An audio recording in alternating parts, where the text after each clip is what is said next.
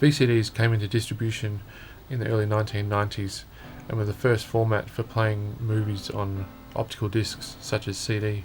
There are a lot of reasons why the VCD failed as a physical media format, but I'm going to tell you the reason why I think it really failed.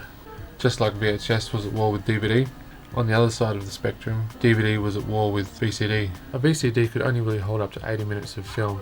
The average DVD player could hold up to 120 minutes, which was a big difference when it came to presenting films on a physical media format. Here I have Hannibal on VCD. Now this basically looks like a CD. At first glance you'd look at it and you'd think it was probably the soundtrack, but no, this actually plays on the computer and dedicated VCD players. And at the time in the early 90s, playing a VCD through your computer, a lot of the times the computers couldn't really run it. Some of them couldn't actually play the VCDs, they just didn't have the memory for it. Other times you probably wouldn't have a graphics card in the computer. So it was a bit of a hard sell for VCDs. Here I have another VCD, Amon Saga. Now this one actually looks like a DVD.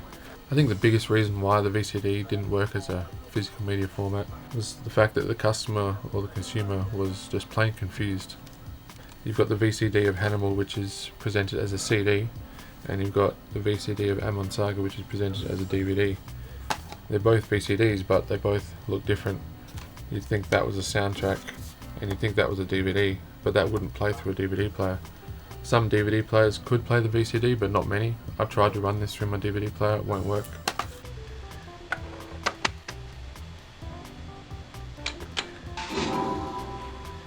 VHS has got its look, DVD's got its look, Blu-ray's got its look, Laserdisc has got its look. They all stick to the same look with the physical media representation. Sure, there may be box sets and things like that, but it still sticks within those boundaries.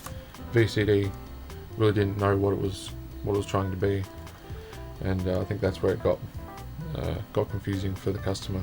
Nowadays nobody needs VCDs. What's the point in playing these through a computer when you can just access the internet and watch it through a streaming service or YouTube? So they really have become obsolete. They're just for collectors now. But yeah, that's the basic rundown of VCDs. Hope you enjoyed that. Thanks for watching. I'll see you next time.